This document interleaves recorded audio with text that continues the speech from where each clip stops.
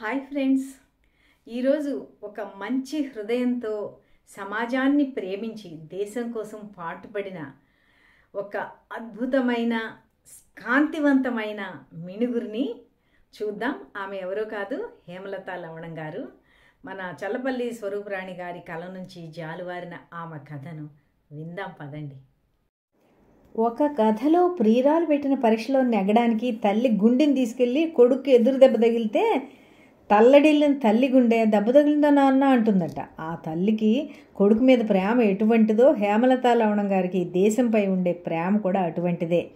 సమాజంలోని సమస్త రుగ్మతలపై కత్తిగట్టిన తన అక్షరాల నిండా కరుణనే పలికించిన నవయుగ కవి చక్రవర్తి గుర్రం జాషువా ముద్దుల కూతురు ఆమె.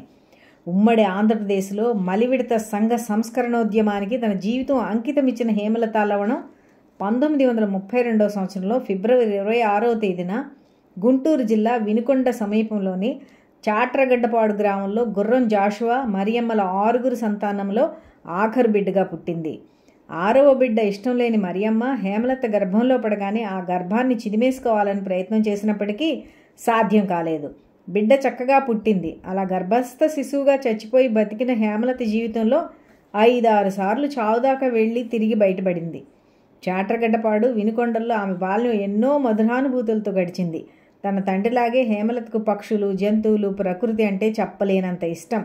చిన్నప్పుడు తాము పెంచుకున్న కుక్కపిల్లల్ని జీవితాంతం జ్ఞాపకం పెట్టుకుని వాటిని పలవరించేది. ఆమె చదువులో అంత చురుకైనది కాకపోయినా పట్టుదలతో డిగ్రీ వరకు చదివింది. హేమలత తండ్రి గుర్రం జాషువా పేరు పొందిన గొప్ప కవి. ఇంట్లో సాహిత్య వాతావరణం ఉండేది. ముఖ్యమైన సాహిత్య గ్రంథాలు చదవడం, ఇంటికి వచ్చిన సాహిత్యవేత్తలతో చర్చలు ఆమెను సాహిత్యవేత్తం చేశాయి.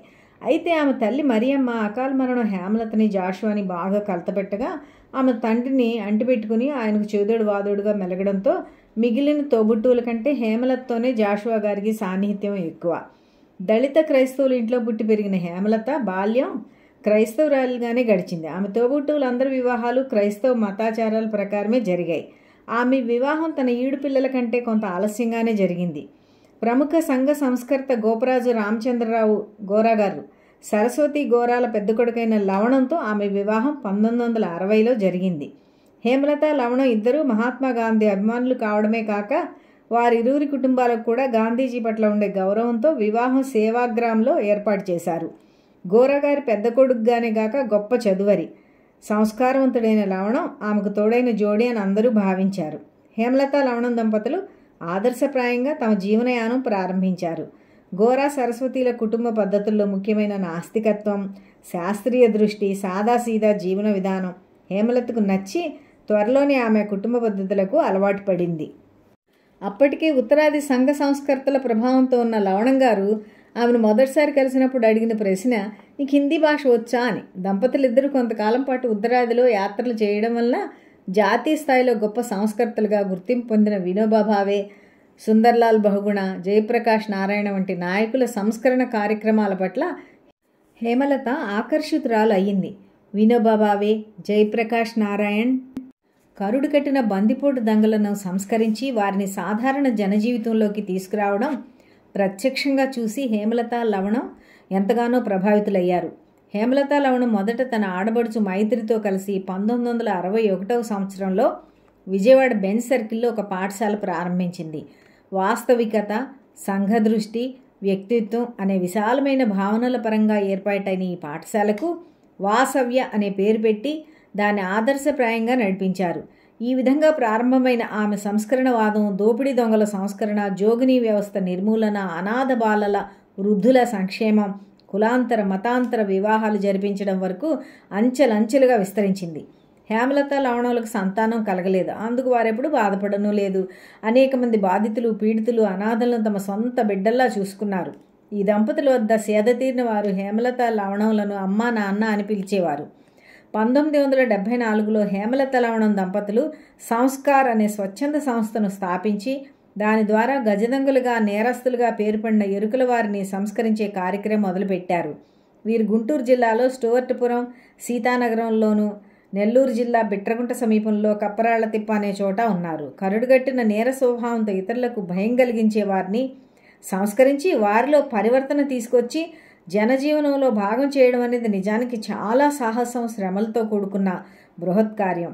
హింసా ప్రవృత్తి గల వీరిని హేమలత, లవణం దంపతులు ఎంతో సంయమనంతో అనునయంగా వారి ప్రవర్తనలో మార్పు తీసుకొచ్చారు. మారణాయుధాలు చేయలేని పనిని కాసింత ప్రేమ, సహనాలతో సునాయాసంగా చేయడం వారు సాధించిన అరుదైన విజయం అనుకోవచ్చు. ప్రభుత్వంలో ఉన్నతాధికారులైన జిల్లా కలెక్టర్, పోలీసు అధికారుల సహకారం తీసుకుని వారిని ఒప్పించి దొంగతనం చేసేవారు తమ నేర స్వభావం మానుకొని కష్టించి పనిచేయడానికి వారికి ప్రత్యామ్నాయ జీవనోపాధిని చూపించారు.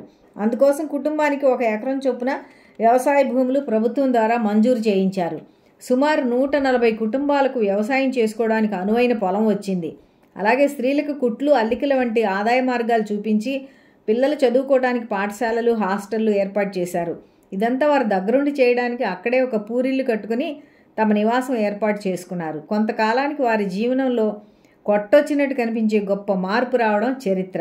ఈ చరిత్రని హేమలత, లవణం సాధ్యం చేశారు. హేమలత, లవణం సంస్కార్ ద్వారా సాధించిన గొప్ప విజయాల్లో జోగిని స్త్రీల దురవస్థ నుంచి ఆ స్త్రీలను బయటకు తీసుకొచ్చి వారికి కొత్త జీవితం ఇవ్వడం. ఆంధ్ర, తెలంగాణ ప్రాంతాల్లో మాతంగి, బసివి, జోగిని అనే వివిధ పేర్లతో పిలువబడే వీరు మతం పేరున లైంగిక దోపిడీకి గురయ్యే అభాగినులు. వారికి దేవుడితో తప్ప మనుషులతో వివాహం నిషిద్ధం. గ్రామాల్లో జరిగే పండుగలు, జాతరల్లో వారు చిందేసి ఆడాలి, శవాల ముందు నాట్యం చేయాలి. వారికి ఇతరులను యాచించి జీవించడం తప్ప గత్యంతరం లేదు. అటువంటి దుర్భరమైన జీవితాల్లో మగ్గిపోతున్న జోగినీలంతా సాధారణంగా దళిత కులాల వారే. వారి దుస్థితి గురించి 1984లో ఆనాటి ఉమ్మడి ఆంధ్రప్రదేశ్ గవర్నర్ అయిన కుముద్బెన్ జోషి హేమలత, లవణంకు వివరించారు. తెలంగాణలోని నిజామాబాద్ జిల్లాలో వీరి సంఖ్య ఎక్కువగా ఉందని జోగినీల గురించి తెలుసుకున్న హేమలత, లవణం దంపతులు వారిని ఆ స్థితి నుంచి బయటకు తీసుకొచ్చి వారికి కొత్త జీవితం ఇవ్వాలనే ఉద్దేశంతో సంస్కార్ సంస్థకు అనుబంధంగా వర్ని అనే ఊరిలో వారి కోసం చెల్లి నిలయం అనే ఒక ఆశ్రయాన్ని ఏర్పాటు చేశారు. ఆడపిల్లలను జోగినిగా మార్చే దురాచారంపై పోరాటం ప్రారంభించి ఎక్కడ ఆ కార్యక్రమం జరిగితే అక్కడికి తమ కార్యకర్తలతో వెళ్ళి జోగినిని మార్చే తంతును ఆపేవారు. అందుకు గ్రామ పెద్దలు, పూజారి వర్గమైన పోతురాజులతో గొడవపడి ఆ స్త్రీలను ఆచారం అనే బందిఖానా నుంచి బయటికి తీసుకొచ్చి వారికి చెల్లి నిలయంలో ఆశ్రయం కల్పించి వారిని మనుషులుగా సభ్య సమాజంలో తలెత్తుకుని బతికేలా తీర్చిదిద్దారు. జోగిని స్త్రీలకు చదువు చెప్పించి కుట్లు, అల్లికల వంటి చేతి వృత్తులు నేర్పించి వారు తమ జీవనోపాధిని పొందే విధంగా చేసి వారిని ఇష్టపడి ముందుకొచ్చిన పురుషులతో వివాహం జరిపించారు. వారు స్వయంగా తమ జీవితాలను సాగించడానికి కుటుంబానికి 1 ఎకరం పొలం చొప్పున వ్యవసాయ భూములు ప్రభుత్వం ద్వారా ఇప్పించారు. కొందరు జోగినీలకు వారిపై గతంలో జరిగిన లైంగిక అత్యాచారాల వలన పిల్లలు కలిగితే ఆ పిల్లలకు తండ్రి ఎవరో తెలియని స్థితిలో తండ్రి పేరు పెట్టుకునే అవకాశం లేదు కనుక హేమలత, లవణం వారికి తామే తల్లిదండ్రులమని చదువుకునే పాఠశాలలో రాయించేవారు. కొందరు జోగినీలు ఆ వృత్తి నుంచి బయటపడితే పునరావాసం కల్పిస్తూ వారికి ఇల్లు, పొలం, గేదెలు ప్రభుత్వం ద్వారా మంజూరు చేయించారు. వారి పని విధానం వలన జోగినీల బతుకుల్లో ఎంతో మార్పు వచ్చి ఆ స్త్రీలు జోగినీ వ్యవస్థకు వ్యతిరేకంగా వారికి వారే ఎదురు తిరగడం ప్రారంభించారు. హేమలత, లవణం అంటే జోగినీల జీవితాల్లో వెలుగు నింపిన వార్తనే గుర్తింపు వచ్చింది. హేమలత, లవణం 1940-45 సంవత్సరాలు అనేక కులాంతర, మతాంతర వివాహాలు జరిపించి కుల నిర్మూలనకు పాటుపడ్డారు. కుటుంబాల్లో పెద్దలు అంగీకరించక బాధలు పడే అనేక మంది ప్రేమ జంటలు వీరి ద్వారా ఒకటై సంతోషంగా కుటుంబ జీవనంలోకి వచ్చి కులమత భావాలను వదిలేశారు. ఒకవైపు స్టూవర్ట్పురం దొంగల సంస్కరణతో పాటు కులాంతర వివాహాలు జరిపిస్తూనే హేమలత అదే సమయంలో తన తల్లిదండ్రుల స్వస్థలం చాట్రగడ్డపాడును చూడాలని అక్కడికి వెళ్ళింది. తమ బంధువులతో పాటు ఎవరూ సంతోషంగా లేకపోవడం కనిపించింది. తమ బంధువుల్లో ఒక ఆయనను ఎలా ఉన్నావని పలకరిస్తే తమ పూరింటిని కప్పుకోవడానికి చొప్పగడ్డి కనివ్వమని అడిగితే వారు అక్కడ జాషువా పేరున ఒక కాలనీ నిర్మించాలని తలపెట్టి విరాళాలు సేకరించారు. ఆ డబ్బుతో పాటు ప్రభుత్వం నుంచి సుమారు 50 ఎకరాల భూమిని తీసుకొని అందులో 150 పక్కా ఇళ్లు నిర్మించి ఆ కాలనీకి జాషువా నగర్ అనే పేరు పెట్టడం విశేషం. ఇప్పుడు కులమతాలకు అతీతంగా సుమారు 300 కుటుంబాలు జాషువా నగర్లో నివసిస్తున్నారు. హేమలత, లవణం చేపట్టిన సంస్కరణ కార్యక్రమాల్లో వృద్ధుల సంక్షేమం, అనాథ బాలల సంక్షేమం కోసం పనిచేయడం ముఖ్యమైనవి. వృద్ధుల కోసం వారు ప్రత్యేకంగా ఆశ్రయం కట్టించకపోయినప్పటికీ ఎటువంటి ఆదరణ లేక ఇబ్బంది పడేవారు ఉండే చోటికి వారికి కావలసిన ఆహారం, బట్టలు, మందులు వంటి సదుపాయాలను హేమలత, లవణం ఏర్పాటు చేసి ఆదుకున్నారు. అలాగే పిల్లల సంక్షేమం కోసం 2వ ప్రపంచ యుద్ధం తర్వాత అంతర్జాతీయంగా ఏర్పాటైన ప్లాన్ ఇంటర్నేషనల్ అనే సంస్థ ద్వారా అనేక పేద బాలబాలికలకు విద్య, ఉపాధి, ఆరోగ్య సదుపాయాలు కల్పించి ఆదుకున్నారు. హేమలత లవణం తన తండ్రి నుంచి వారసత్వంగా పొందిన సాహిత్య అభిరుచిని కొనసాగిస్తూ రచనా వ్యాసంగం చేపట్టారు. ఆయన పేరును జాషువా ఫౌండేషన్ను ఏర్పాటు చేసి జాతీయ స్థాయిలో మంచి రచనలు చేసిన సాహిత్యవేత్తలను గుర్తించి ప్రతి ఏటా వారికి ₹1,00,000 నగదు పురస్కారం ఇవ్వడం ప్రారంభించి చాలా సంవత్సరాల పాటు దాన్ని కొనసాగించారు.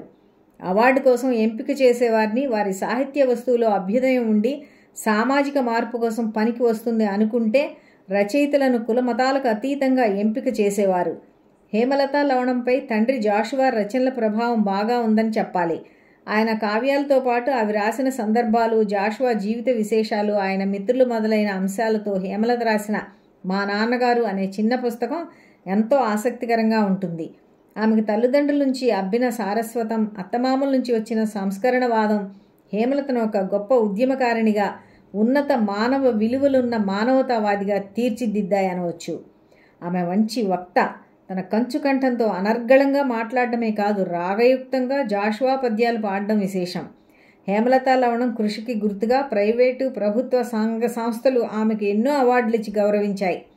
పొట్టి శ్రీరాములు తెలుగు విశ్వవిద్యాలయం వారు ఆమెకు గౌరవ డాక్టరేట్ను ఇచ్చి గౌరవిస్తే 2003లో red and white bravery award, 2004లో రామినేని ఫౌండేషన్ విశిష్ట పురస్కారం అందులో ముఖ్యమైనవి. ఆమె కార్యరంగంలో అనేక ఆటుపాట్లు ఎదుర్కొంది. ఆమెకు తన భర్త లవణంతో పాటు ఆయన సోదరుడు ప్రముఖ వైద్యుడైన సమరం, ఆడబడుచు మైత్రిల సహకారం ఉంది. ముఖ్యంగా ఆమె చేపట్టిన ప్రతి కార్యక్రమాన్ని ఆమె భర్త లవణం గారితో కలిసే నిర్వహించేది. బిడ్డల్ని కనకపోయినా ఆ దంపతులకు ఎందరో బిడ్డలు వారిని ప్రాణం కంటే మిన్నగా ప్రేమించే వారు ఉన్నారు. హేమలత లవణములకు దేశ దేశాల్లో ఉండే మిత్రులు, అభిమానులు వారి ఉద్యమానికి ఆర్థికంగా, హార్దికంగా సహకారం అందించారు. వారు తమకంటూ ఒక సొంత ఇంటిని కానీ ఇతర ఆస్తిపాస్తులు కానీ సంపాదించుకోలేదు. తమ పోషణ కొరకు హేమలత దంపతులు ఇతరుల నుంచి విరాళాలు సేకరించి ఎంతో సాదా సీదాగా కులమత భావాలకు అతీతంగా జీవించారు. నాస్తికవాదం వారి జీవన విధానం, సంఘ సంస్కరణ వారి ఇంటి పేరు. ఆమె ఒంటి మీద సాంప్రదాయాన్ని సూచించే ఆభరణాలు కానీ, బొట్టు కానీ పెట్టుకోకుండా ఎప్పుడూ కాటన్ దుస్తుల్లో ప్రత్యేకంగా హుందాగా ఉండేది.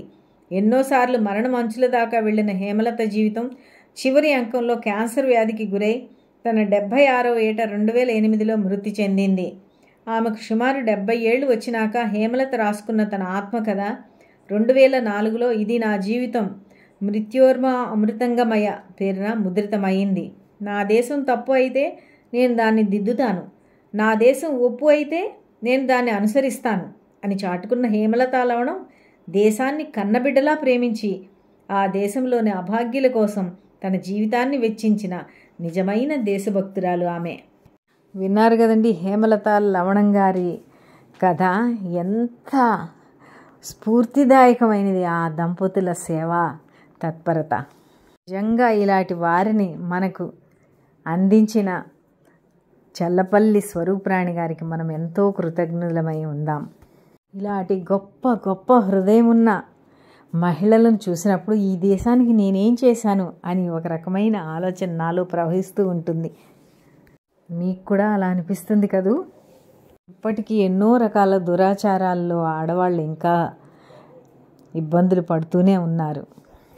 ఇలాంటి అమృత హృదయం ఉన్న వారందరూ అలాంటి దురాచారాలను రూపుమాపడానికి ప్రయత్నిస్తే బాగుంటుంది కదూ. ఈ వీడియో నచ్చితే లైక్ చేయండి, కామెంట్ చేయండి, సబ్స్క్రైబ్ చేయడం మర్చిపోకండి. మీ ఫ్రెండ్స్కి కూడా షేర్ చేయండి. మళ్ళీ కొత్త మిణుగురుతో మీ దగ్గరికి వస్తాను. అప్పటి వరకు సెలవు.